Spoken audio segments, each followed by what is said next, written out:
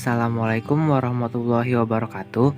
Perkenalkan, saya Muhammad Alif dengan NIM 1513620026. Pada video kali ini saya akan membahas fisika 2 tentang arus bolak-balik.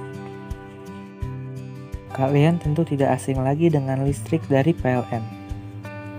Kita biasa gunakan untuk keperluan sehari-hari. Contohnya seperti mengoperasikan rice cooker, mesin cuci, kulkas, dan lampu yang setiap malam kita nyalakan. Nah, listrik yang bersumber dari PLN ini kita sebut arus AC, tapi bukan AC yang ini ya. Lalu, apa bedanya dengan arus DC?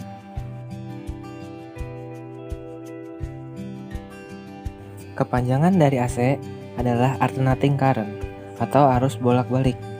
Kenapa bisa disebut arus bolak-balik? Mari kita lihat kembali cara kerja baterai saat memberikan tegangan ke dalam suatu rangkaian listrik. Saat di dalam rangkaian listrik hanya terdapat beban resistor saja, maka tegangan listrik yang diberikan baterainya ke dalam rangkaian tersebut nilainya akan selalu tetap dan tidak bergantung pada waktu. Tentunya, hal ini akan berpengaruh pada nilai arus listrik yang akan dihasilkan ya teman-teman. Karena nilai tegangan listrik yang selalu tetap dan tidak bergantung pada waktu, maka nilai arus listrik akan bernilai tetap dan tidak bergantung pada waktu. Lalu, bagaimana jika dalam rangkaian listrik terdapat komponen lainnya seperti kapasitor atau induktor? Nah, memang dalam selang waktu tertentu nilai arus listriknya akan selalu berubah terhadap waktu. Namun, dalam jangka waktu yang sangat lama, nilai arus listriknya ini akan selalu menuju nilai tertentu yang selalu tetap. Nah, dapat dipahami nih, arus listrik yang hanya mengalir satu arah ini disebut direct current atau DC. Lain halnya dengan listrik yang terdapat di stop kontak rumah kita, yang tentunya kita ketahui berasal dari listrik PLN. Listrik PLN ini tegangannya selalu berubah-ubah terhadap waktu secara sinusoidal pada periode tertentu, yang mengartikan bahwa nilai tegangan listriknya ini bisa bernilai positif pada selang waktu tertentu, bisa bernilai negatif pada selang waktu berikutnya, bisa bernilai positif pada selang waktu berikutnya lagi. Jadi, nilai tegangan listriknya ini positif, negatif, dan seterusnya sampai negara api menyerang.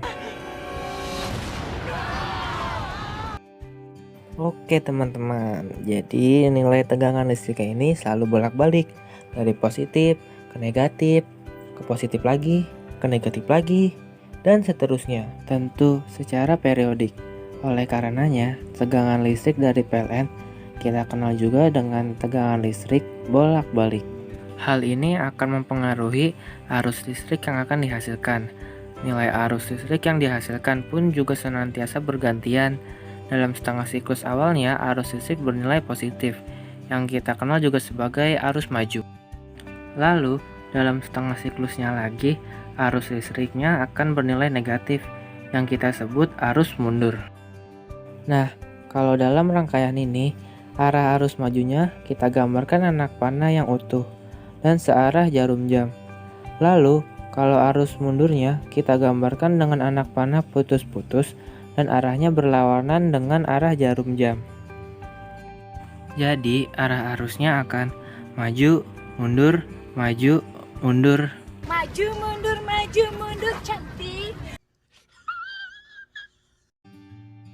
Ini mengartikan bahwa nilai arus listriknya akan senantiasa bolak-balik dari positif ke negatif, ke positif lagi, ke negatif lagi, dan seterusnya secara periodik.